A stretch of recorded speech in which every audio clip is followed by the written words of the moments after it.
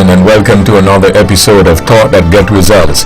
I'm Errol W Stanley, and as per usual, we're here every Tuesday evening with something that at least we think is of community interest and or of some concern. And if you think that you have something which fits into that category, you'd like to find out how you can be a part of the program, well, why don't you drop us a line, address it to the Let's Talk program in care of Vaughan Radio, PO Box 195, Charlestown in Nevis, or give us a call. Our numbers are 1-869-469-1616 and or 1700. And by the way, those will be the numbers you'll use to be a part of this evening's discussion. Again, thank you all very much for joining us. This is your voice in the community, Thought That Get Results. With regard to your participation in the show, we encourage you to call in on the numbers listed 1-869-469-1616 and or 1700. Here's a suggestion. You have a question or a comment, perhaps you can get a pencil, piece of paper, write it down so that when you're getting in the show, you're well organized and you take as little time as possible so we can accommodate as many of you as we can. We ask only, first of all, you respect yourselves and then respect others, because we will not accept anything we deem not within our broadcast standards. But we encourage you to always be forceful with your point. Again, thank you all very much for joining us. This is your voice in the community, Thought That Get Results. And you can also follow us on our YouTube channel, Vaughan Radio. You get to YouTube, you click subscribe, you get us on Vaughan Radio, or you can follow us on our Facebook page at Vaughan Radio, or follow us by our website, www.vaughanradio.com. Again, thank you all very much. This is your voice in the community, the Honorable Spencer Brand. Good evening. Good evening, Webo, and a very pleasant good evening to my colleagues, Mr. Stanley. A very pleasant good evening to our listeners and viewers at this time. Let me say an extra special good evening to those persons who are in our various hospitals here in St. Kitts and Nevis, and for those who are seeking medical attention overseas. I trust and hope that they would be up and about very shortly. To those families who are in mourning, I want to take this opportunity to offer my sincere condolences, whether it's the loss of a family member, a loved one, a colleague.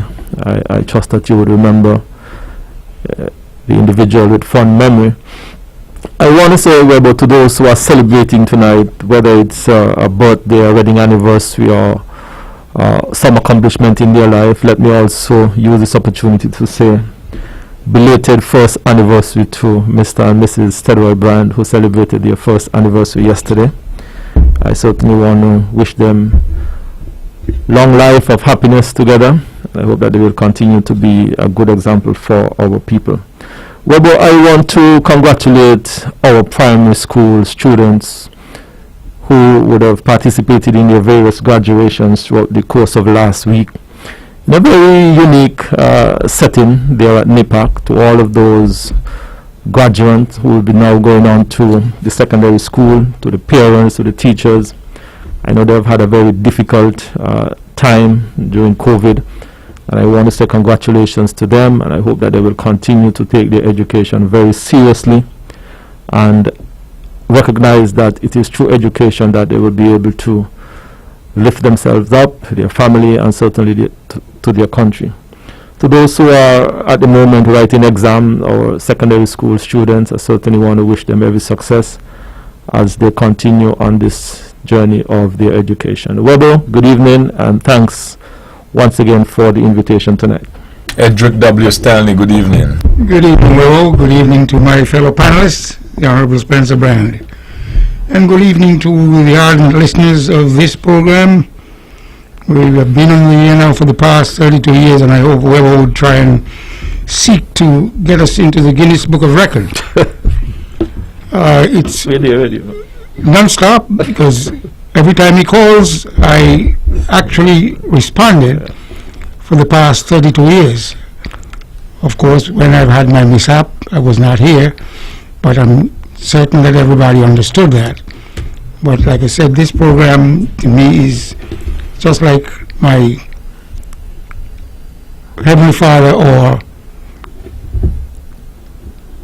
or prayer, Our Father who art in heaven.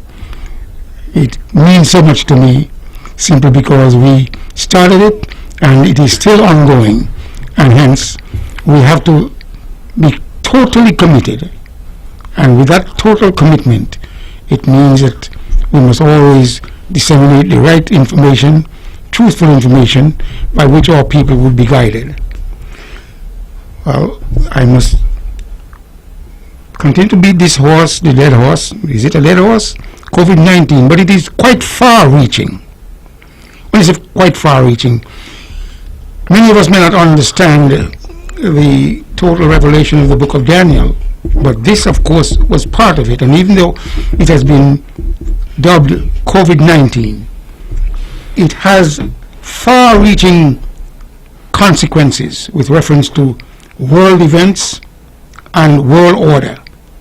And ultimately, we're going to go all the way down to the United States government. Can't tell whether it's going to be the next 100 or 200 years. May be any more of it. Even the dollar. All this will be completely rearranged. And this COVID-19 was no accident. It's been foretold, and it's written. It's been written. And as a result, we must pay close attention. I would say that there are quite a number of people within our community who wore masks over a period of time, but I could recognize quite a number of people are no longer wearing masks. And if we have to bring this menace under control, we have to follow the protocol, be guided by what the scientists and the professionals are telling us, and ultimately do our little part in order to keep not only ourselves safe, but our country. And as a result, we need to bring the private sector back in terms of full force. How do we do it?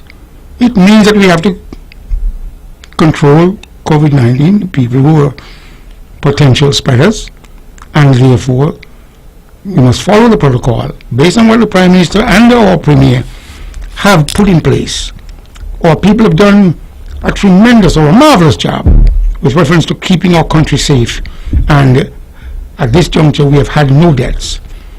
Again, we have to keep it that way, and ultimately telephone or send the message out to the world that Nevis and Simkits, although part of the global sphere, we have not been adversely impacted with reference to the number of people who would have been totally sick, but like I said, no one has in fact died. So it tells you that the job of the leadership with reference to bringing this menace or harnessing this menace, leadership has been doing a marvelous job. So we have to send congratulations out to those people who are working in the front line, and again directly to the police.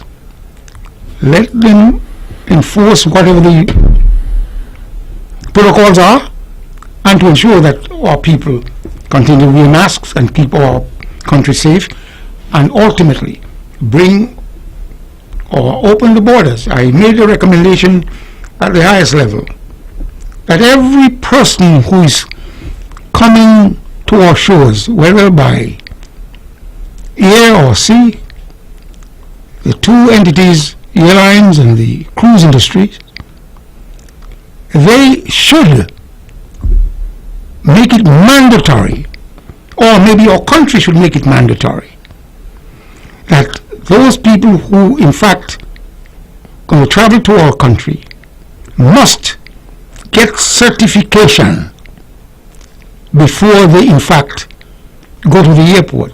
And when they actually get to the airport or the seaport, they have that certification, and when they reach to our shore,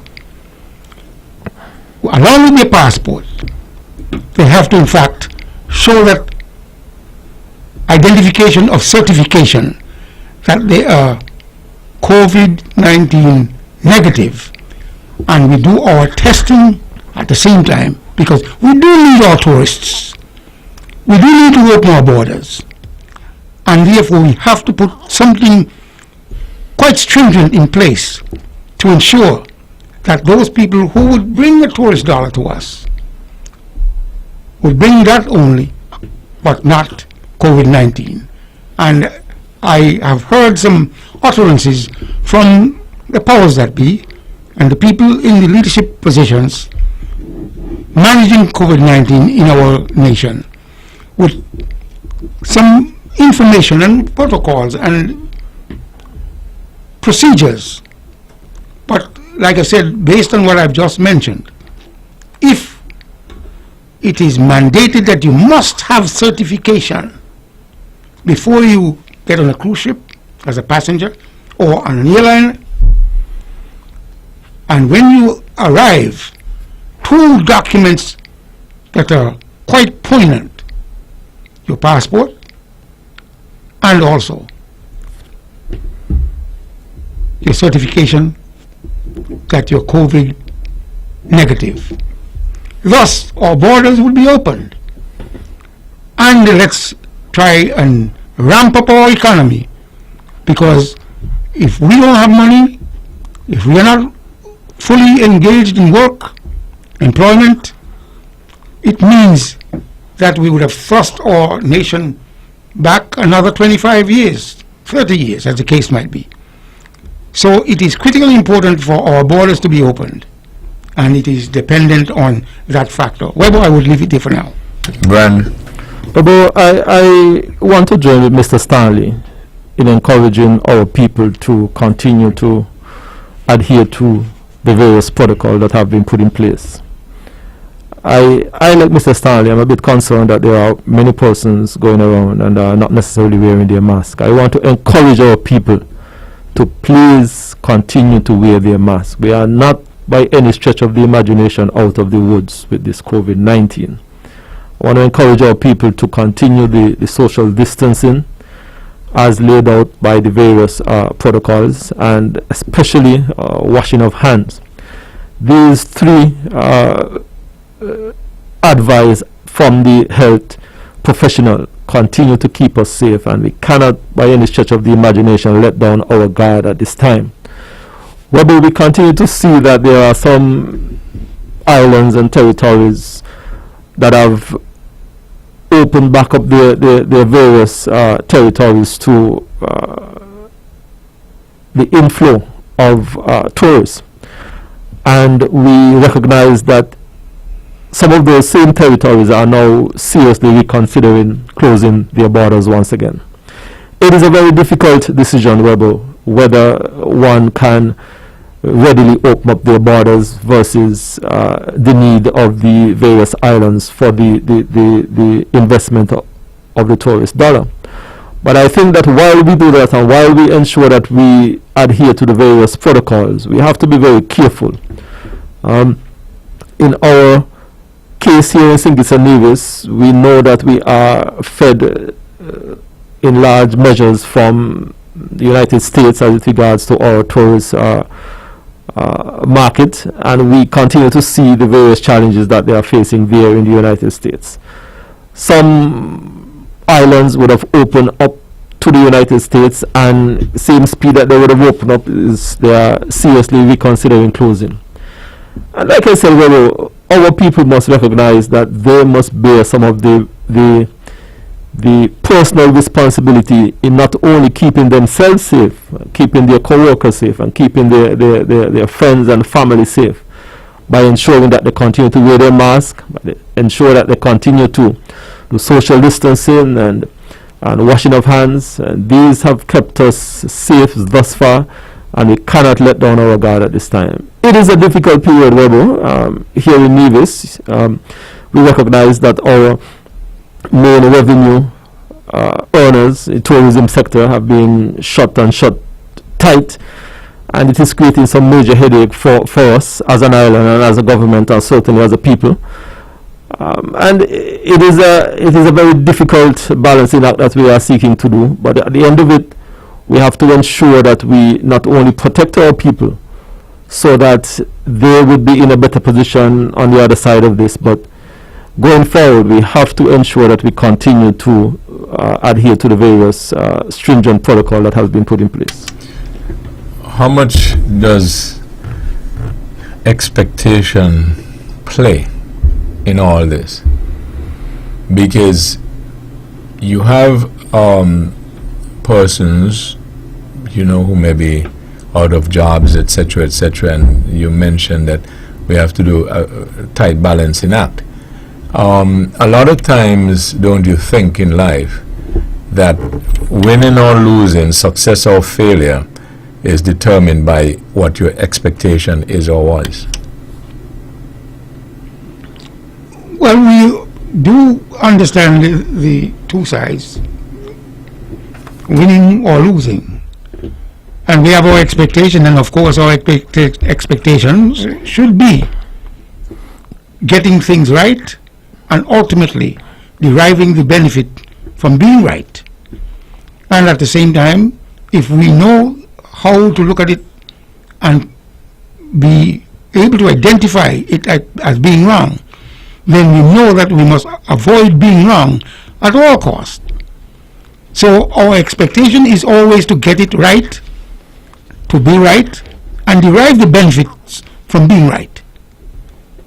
That is our expectation. Well, I believe that the expectation of the general public in the first instance is to ensure that the government do all that is necessary to keep them safe. And while the government is seeking to ensure that they put all the necessary mechanism in place with the expectation for the general public to be safe, there is also the expectation of the general public to have business activity, commerce within the various islands, and ensure that they have that revenue generation in their business. But here's a question though. Sometimes you can't have it all. You can't have it all. So you have to come back again when you said to do the balancing act. And sometimes if you lower your expectation, for instance, if you realize that there is a difficulty and you do not expect the same standard of living that you used to have when there was not such, and that difficulty did not exist, maybe it wouldn't be so traumatic. Let me take this caller. Good evening, thank you for holding. Good evening, thank you for holding. Good evening. Good evening. Who's supposed to be leading the charge in wearing the mask and the social distancing? Who's supposed to be doing it? Leading the charge, yes. The person, all the persons who's supposed to be wearing them. Okay then. Well, I saw over at the Marriott the opening of Parliament, and we see the video, we see live on ZZ. Where was the politician's mask? Where was the social distancing? That's the same reason they said they went to the Marriott for. Because in government headquarters was being so small. So may you see the social distancing, may you see Sean Garner mask, may you see this thing Garner mask, may you see that Garner mask. We see just after election, General Powell, who was in quarantine, took a picture with the man who in charge of Nemo, with all these Spanish people. Where was the mask? I mean, we just say one thing, we want to come down on the public hard. You want to charge us $5,000 and you want to do all kind of things. But the people in charge who breaking all the protocols and all the rules. Caller, I could ask you a question? Yes, sir. You began your input by asking me a question? Yes. You remember what the question was? Who's supposed to be leading the charge? And do you remember or did you hear my answer? You said the people are supposed to be wearing it. All those of us who are supposed to be wearing it. Yes. Including you and me. Well, I don't wear a mask all the time. Work with me. Yeah. Including you and me. Yeah. And Mr. Richards and Mr. Harris. Yeah. And so on and so forth. So you mentioned that Mr. Harris and Mr. Richards, etc., didn't have theirs. No. Did have on any. Work with me. So the others have had theirs?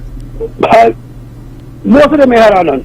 Okay. For all. Now I'm just live. I'm just checking. Based on what I saw on ZZ live, there was no social distancing. Right. So Live. I'm not making up this. This is fact. So when I said, which was my own view, that everybody is responsible and supposed to be leading the charge, you share my view? Yes, that is true. But what I'm saying, the people who are trying to come down on the citizens, we see what happened the other day in Bahamas or somewhere, where a minister lost his job because he breached protocol. Okay. Now, it happened in Bahamas. Okay. And then when you're going to be crucifying the citizens, what happened to the ministers then? And the problem, that's the unfairness that's going on in the country every day. The citizens must bear the brunt of everything. So the ministers that are doing the wrong, it's okay. I mean, these things need to stop. The people need to have a right. Nothing wrong with you coming down on the citizens. I don't have a problem with that. But the people who are in charge are supposed to be leading the charge. Well, let me ask you this. So you're making an appeal to the ministers and so on to do their duty and wear their masks. Am I getting you correct? And you're also equally making an appeal to the rest of us to do the same. Well, yes, Okay. I believe in that. I don't have a problem with that, you know. Okay. Because the citizens really should be wearing the mask, should be going to the proper channel and doing what they're supposed to do. Okay. That is fair. That's okay again. But you cannot be crucifying the citizens when the people leading the charge and crucifying the citizens is not leading by example. Okay. Have a good night. All right, thank you. Yes.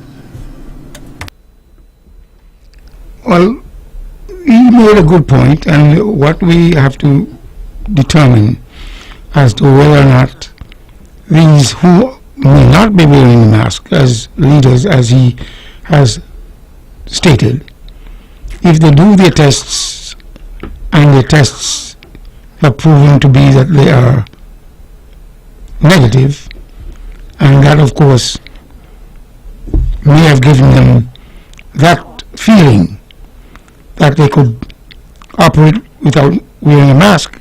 I'm not attempting to apologize for them. If he in fact saw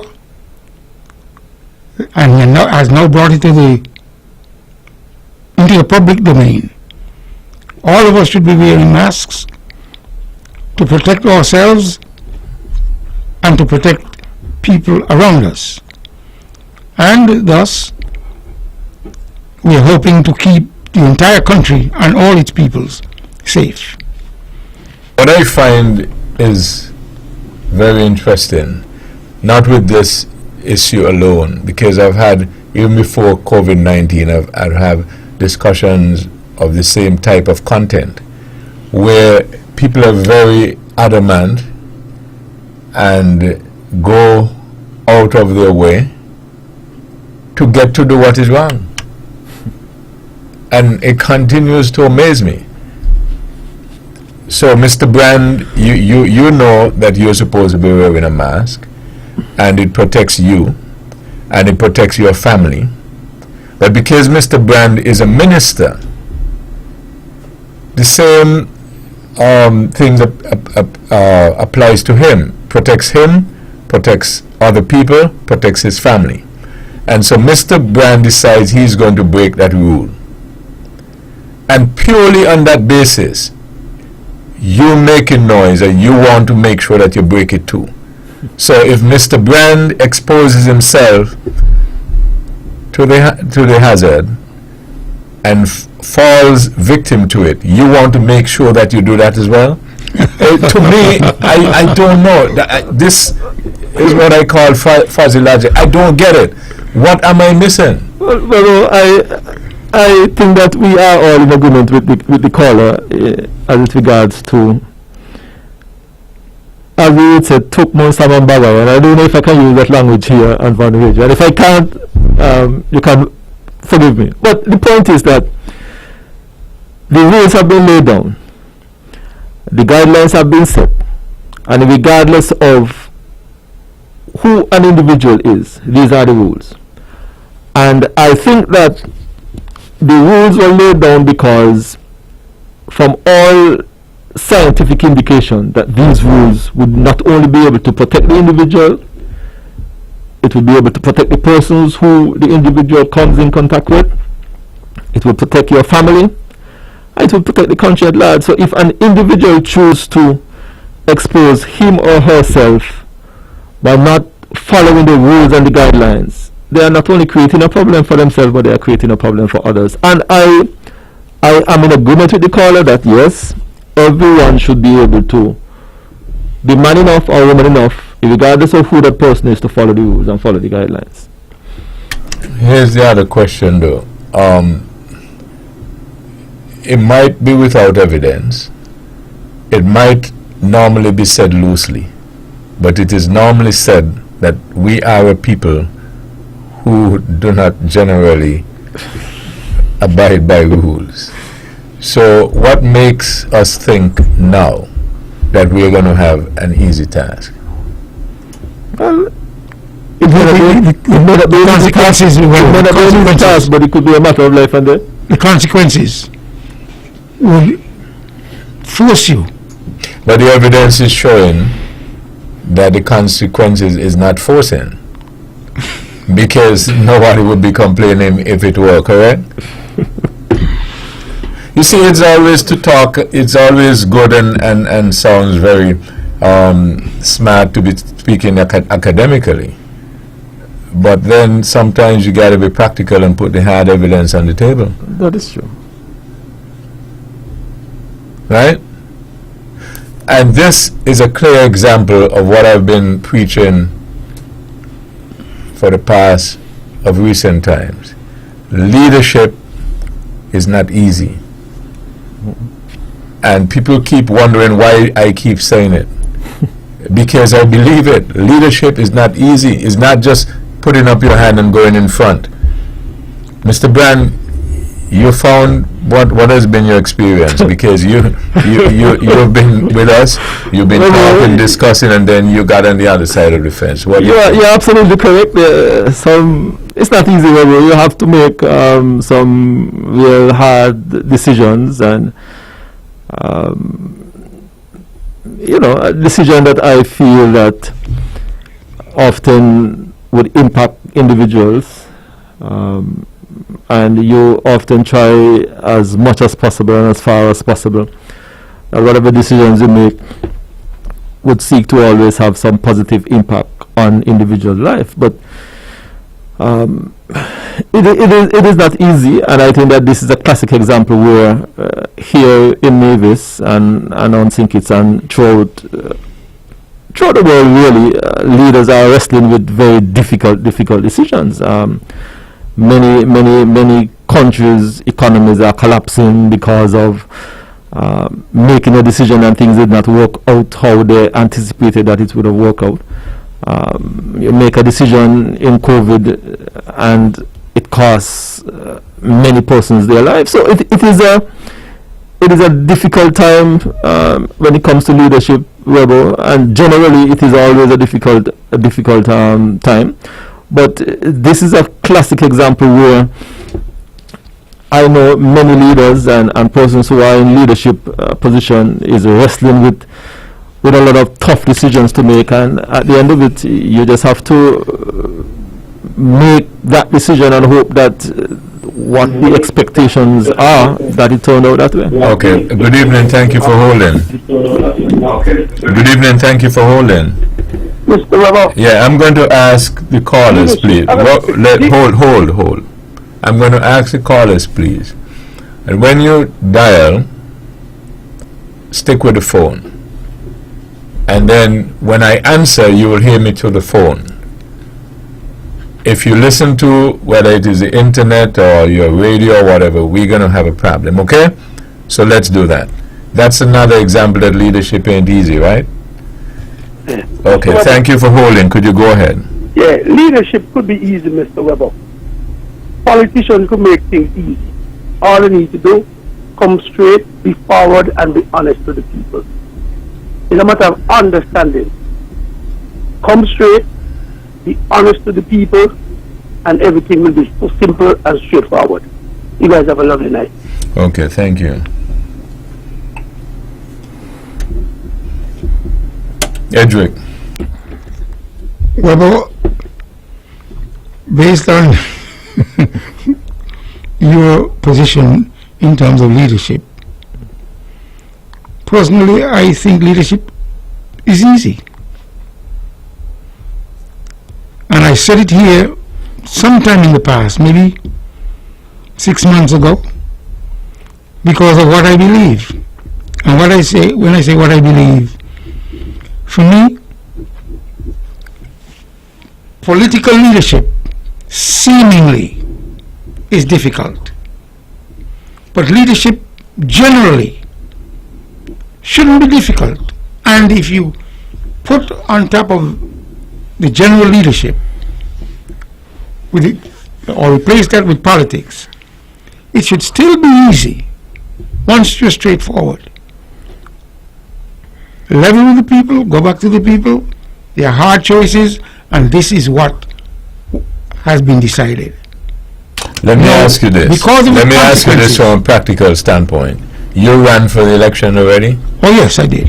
You were straight with the people? Oh yes. You were upfront with the people? Yes. And you think everybody else who was running, who was? No. Did you win? No.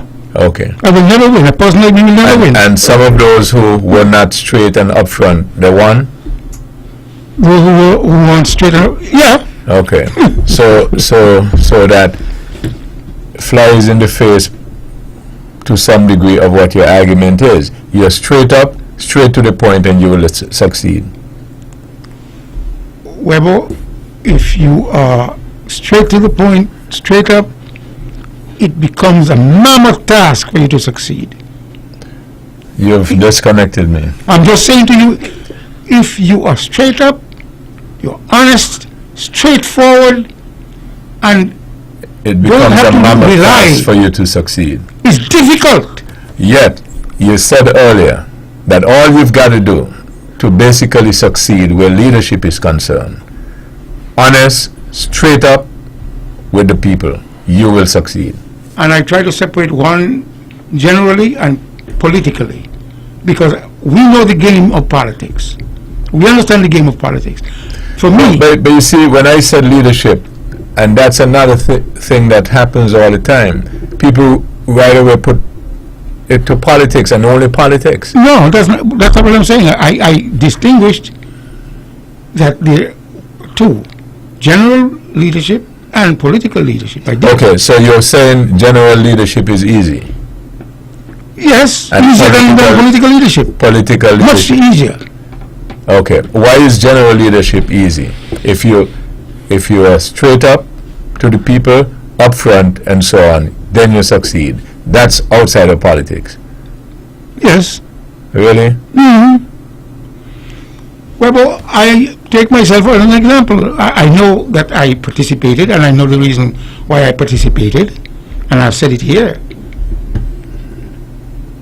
From whence I came to where I am, I know I try to be straight with people, help people. Good evening. Thank you for holding. Good evening. Yes, you're on the air. Could you go ahead? It's been a long time since I talked to you guys. Been in Bermuda for over a year. Nice to hear you all. And I'd like to say hello to you, all the panelists sitting up there. Dr. Bartlett. I'm not sure who else has been on in the past. Dr. Ted. We got Ted and we got Naya. Oh, yes, right. They're off tonight? No, we have Stanley and Mr. Brand on tonight, but the other three are not on. Yes.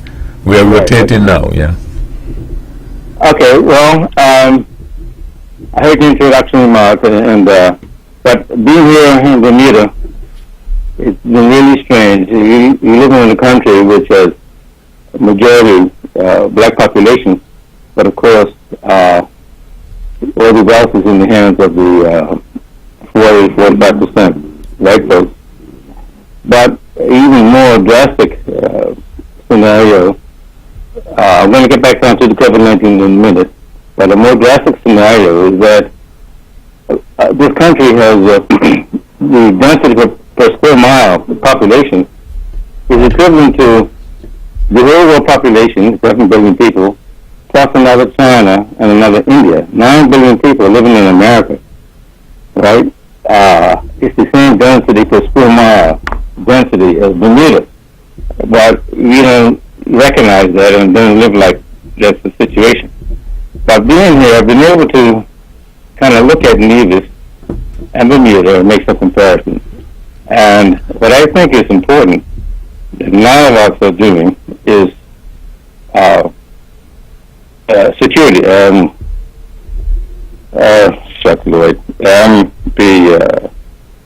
The farming. Help me out, Brian. What do they call it? Agriculture? Agriculture. Yeah, but security. Food security. Yes. Sorry, yes. Food security. It's an issue that we kind of forget about. And right now, the Bermuda's population, compared to like a lot of European countries, is overpopulated. Most of the countries in the Caribbean are overpopulated, like per square mile as the density.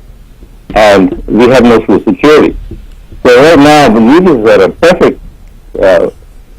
perfect size, people-wise, to develop their farming so that, in this case here, other than the banks looking for money for your mortgage, if you were not able to make a living, there should be enough food on the island to feed people.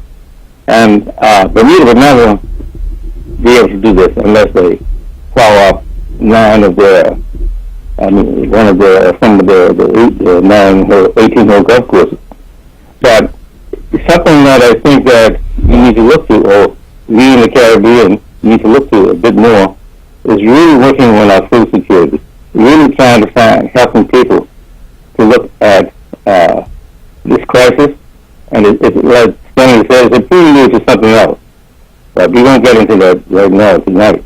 But food security is really essential, and we should take time out now to look at that, and also to look at planning the country.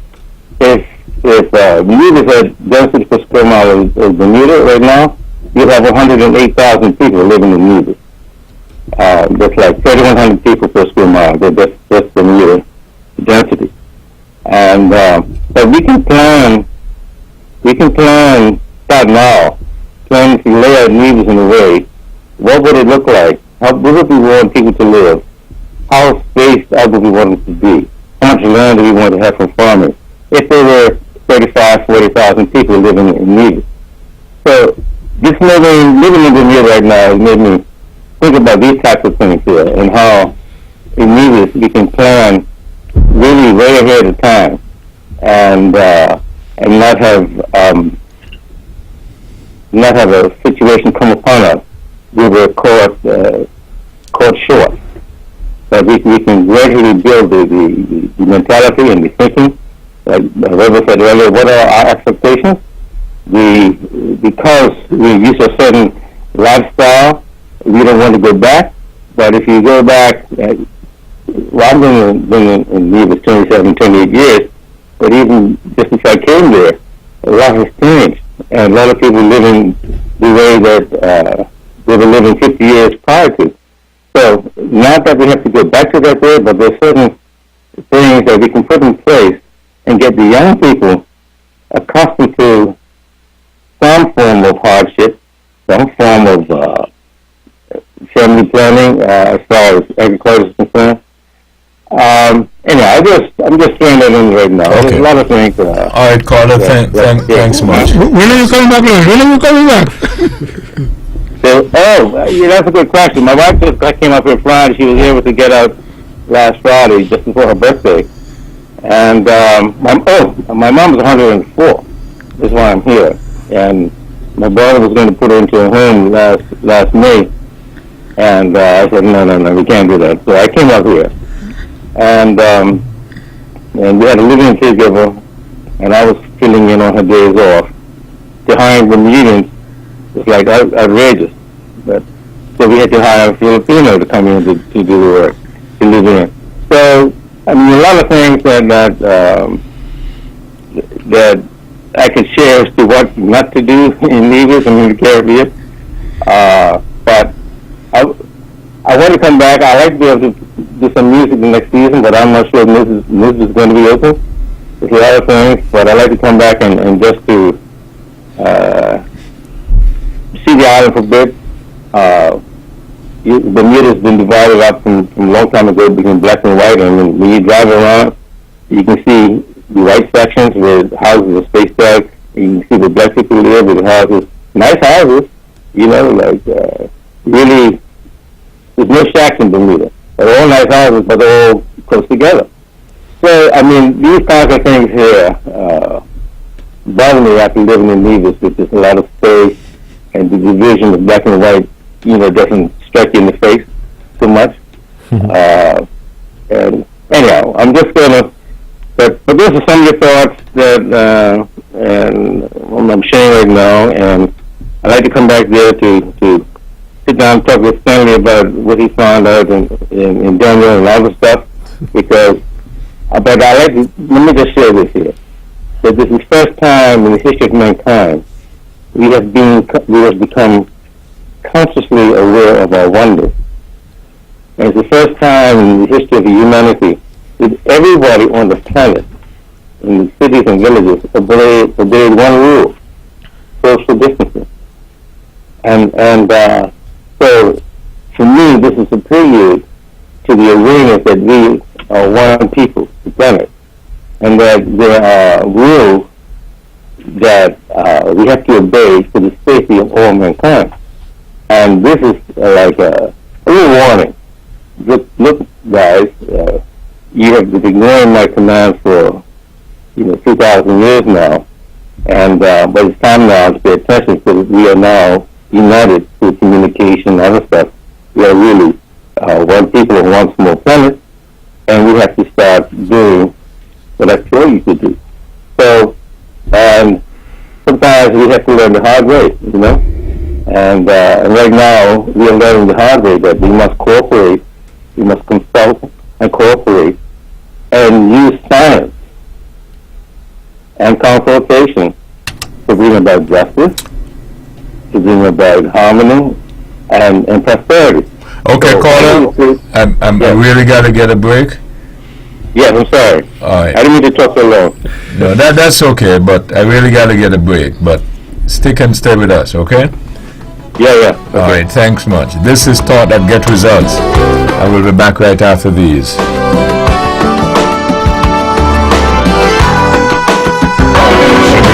St. Kitts, keep it sweet. Keep listening to Vaughn. Builders Paradise is doing it again by offering a blowout sale on granite, cheaper than tiles and formica on your counter. The man has gone crazy again. A full slab of granite is on sale for as little as $599.99. Yes! Builders Paradise also offers a special delivery for your granite. So make use of this golden opportunity while stocks last. Visit Builders Paradise today at the C.A. Paul Southwell Industrial Site, St. Kitts, or call them at 466-4938 so they can help you complete your home. Builders Paradise, where your island dreams come through. When VON vibrates, the whole Caribbean must shake. 860 AM, the powerhouse. Back in this episode of Thought That Get Results. It was a very interesting comments by the caller. And what I find one of the things that's interesting is going back to the expectation thing. When you are operating, the mind is a powerful thing. And sometimes you can get along with much less than you really used to. And so if you can make the adjustments, you might be able to make it in one instance. And then the other thing is that one of the other reasons why leadership is difficult is because I find that most of the people who have the answers have them when they're not in the position. And as they get into the position, I don't know what happens. Right? Now, let me segue quickly into this Liat saga once again. Right? And last week, they had a discussion, including the chairman of CARICOM, the current chairman of CARICOM. Let me take this caller. Good evening. Thank you for holding. Oh, did you want me to stay on because I got cut off? Yeah, well, I was just expounding on one or two of the points that you made. Okay. Okay. All right. Now, so the chairman of CARICOM, who is the Prime Minister of St. Vincent and the Grenadines currently, and Gonzalez. yes, Gonzalez, and he's, he was making some points that were based seemingly on facts in terms of what way they should go with Leat. And one of the things he said was that Caribbean Airlines, which is operating in a number of the Caribbean islands currently, is doing well. And they have put forward a proposal to suggest they can carry maybe 80% of the load that Leat normally carries. And he spoke about some of the machines that they use, including the ATR 42 and so on. And he suggested that they were operating profitably, right? Just before, on the eve of that program, the former Prime Minister of St. Vincent and the Grenadines, Sir James Mitchell, and also by that he was also a chairman of CARICOM at one point, and obviously looked at that same Leat issue.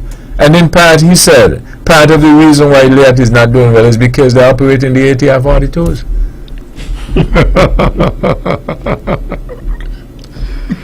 So I find a lot of things very fascinating, and then you hear a lot of talks and a lot of great ideas and stuff like that. And at the end of the day, when you finish talking, all we do is keep talking. Well, see, the airline industry is a very, very strange industry. Well, I only use the airline as an example, but its history is replete with a lot of other things in a lot of other areas. Well, Leat, of course, We just had an election. You have some persons who had some great plans, but the only way those plans could work is if they get in a particular area. It seems as if certain plans and ideas cannot work outside of a in the certain absence realm. of losing. Right, no, what I'm saying is, and that is what grows the economy, ideas and so on and so forth. But sometimes we can only operate when we have no accountability. And a lot of people do that. That's why You mean to say things when you cannot be held accountable, or you don't have the position to implement. not just say, do. You can't, but if you don't have the ability, you can't. Go ahead, Webo. Well, if you don't have the ability, you can't. But if you put me in a position to use Mr. Brand's money, right?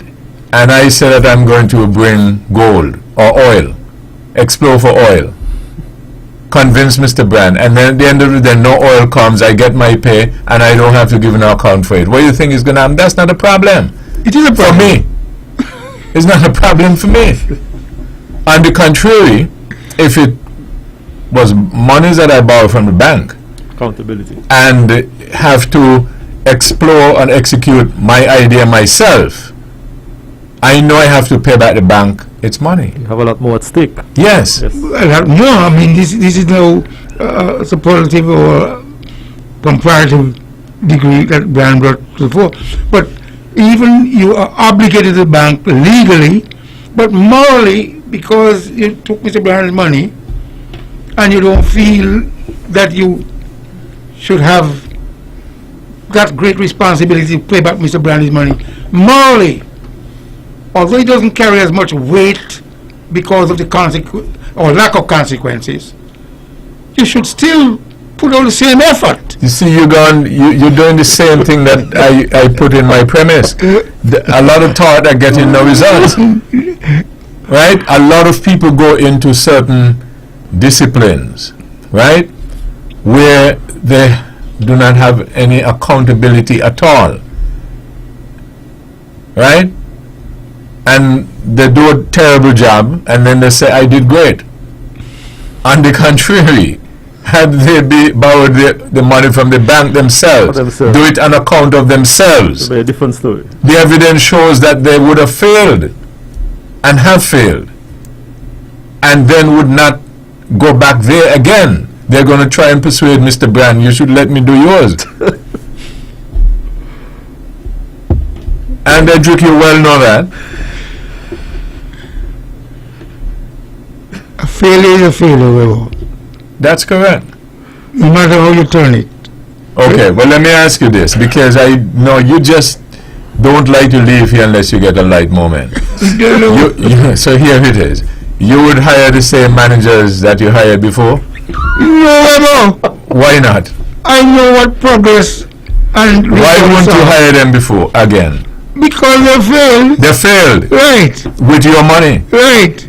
But that's the point I'm making. That's the point, exactly. But you don't think they will willingly and gladly take your money away? ask you for the job again? Sure they would. Why? Because that's the type of people. Look, we got many of them here. You see what I did? Many of them here. See what I did? What I'm saying to you. You are my Ted. Am I good or not? All I did use the same scenario but made it personal to him. Yeah. And all of a sudden, he's working with me. Well, there are times people are people, and no matter how you slice it, ace remains an ace. So now you're working with me. Right. You've come home, Robert. Yes. Come home. All you have to do is make it personal. An ace remains an ace. There are people who are born to be failures, and they will always be failures. But you have to have the ability to identify them, categorize them, and isolate them. Don't give them a thing to do. Okay, so quickly, I was saying, there are a number of things. Go ahead, Mr. Barron. No, sorry, you go ahead. No, I was just saying there are a number of things that we have to look at in a critical and realistic way. Well, you brought up the Liat thing, and I personally feel that Liat has served these islands well from the standpoint of safety. And if we were to look at the history of the Caribbean and the many airlines that have gone or operated in the Caribbean, you had Caribbean, Premier. Okay, you got to cut through the chase though, because we're running out of time. But the airline industry has never been a profitable entity. Once the airlines, while the equipment is new, they will make a profit. But as they get older, they have to dump that same profit back into maintenance, and ultimately, entity will go bankrupt. But the Caribbean islands have brought about a system, an airline, a transport system that served us well with reference to safety. Yes, so and therefore, so you're saying what? Yes. Antigua has the right to ensure the survival of Liat. I hope they succeed. Well, but the last caller would have put some very important points on the table, and he is absolutely correct. I think that COVID-19 would have taught many persons how to reposition, so to speak, their strategy towards development. I made a note here, and he spoke about food security. And I believe that is not only a buzzword now, but I think that it taught many territories that is a critical component for their own development and survival. And I believe that based on what has been happening with COVID and how it actually exposed some of the weaknesses, not only here but throughout many other territories. I believe that a lot of persons now are rethinking their development strategy, how they approach their development. Spoke about agriculture, and I think generally agriculture, tourism, the whole concept of tourism now have to be rethink. And I think that development in general, I believe that it now gives a clear indication that instead of looking for development from outside to come in, we now have to begin to look at more keenly at development from within, and how we can develop and expand, and not only our small businesses, but ensure that these small businesses turn into large enough business that can carry the various economies. So this whole COVID pandemic taught a lot of lessons, and I think one of the great lessons that it would have taught is to how we go about our various development strategies. Here's something I'd always wanted to have a further insight into. You spoke about agriculture, and all of the islands are emphasizing that. Now, what happens when a lot more people begin to produce, right, food? Let me take this. Good evening. Thank you for holding. Good evening. I'm calling through my computer. Can't tell when I get through or not. Good evening again. About Liet and other stuff. I don't know whether any of you had a chance to watch Rachel Maddow on MSNBC talking to Mary Trump, Donald Trump's niece. But somewhere during that conversation, she mentioned a phrase which makes a lot of sense to how I feel and how I see Bermudians and black folks in Bermuda and the black community throughout the diaspora through slavery. Learned helplessness. We're just talking about Liat and Phillies and the scenario that you brought forward. How would you hire this manager again? For some reason, we do hire the managers every year that they fail, and we still hire them. And it's something, when I looked up the term learned helplessness, I found out that whether or not that applies to what has happened to black people throughout slavery and beyond after slavery, systemic racism, and certainly in places like America and Bermuda, and colonialism and capitalism, whether or not we just accept failure and someone who we think is brighter than us, they give us a spiel, they give us a line, and we fall for it each time, and thinking that this is our savior. Someone else come and save us, no matter how many mistakes that they made. And I think it's something that we don't know it, but I realize now it's something called learned helplessness. I googled it, and check it out. It might make sense as to why they refer to black people as crabs in the barrel, and that negative connotation.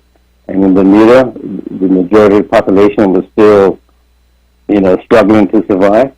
Anyhow, learned helplessness. Okay. I'm going to be shut up now and listen. All right. Yes. That is quite alarming, but we may not have labeled it the same way, because quite often I said to myself, why do we have to always bring up the rear when it's there to be had?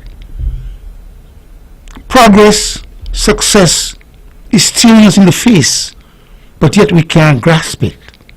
Why? And Lloyd just brought the label onto it. I don't know where he got the label from. Learned helplessness. Because when we look at some people who have come to our shores and actually make the comparison, why are they doing so well and we're not? Learned helplessness. I may not have called it the same thing. A gentleman stopped by me yesterday and we spoke for quite some time, and eventually he has been successful. But then we try to say, because it is a new generation, the younger generation, I don't accept it. I can't accept it. But it becomes very frustrating when you try to point the younger generation into the right direction and ask them to find a mentor and learn, because progress and success, it is staring us in the face. But I guess learned helplessness. I don't like to use other people's phrases, because I compose my own phrases with the same meaning. That's a good one. But it's a good one. Yeah. Well,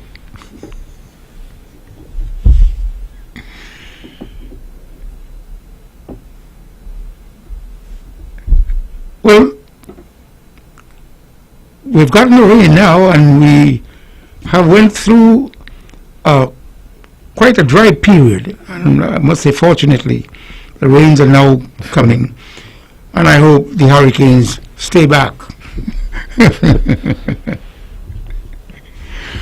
But I must put a plug in again for my beloved Ivor Walters Boulevard. I saw where Communication and Works, and maybe the Department of Agriculture. I don't know, be very quick with it, because I got to put a plug in for planted Leadership some Matters. palm trees, and boy, I tell you, it is.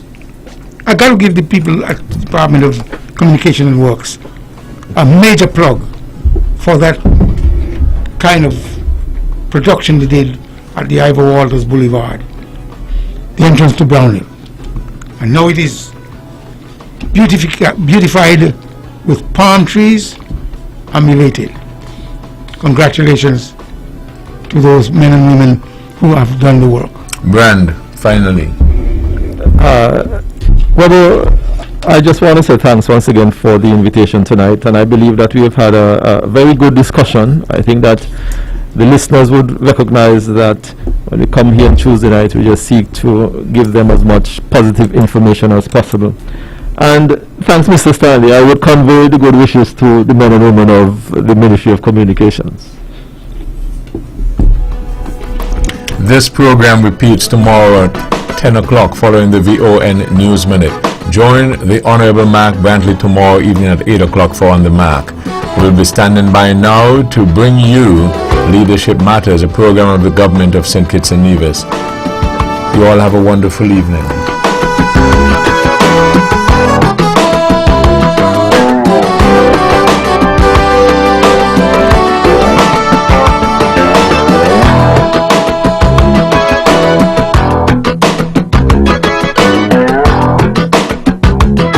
Views and opinions expressed on the preceding program were solely those of the participants and do not necessarily reflect the views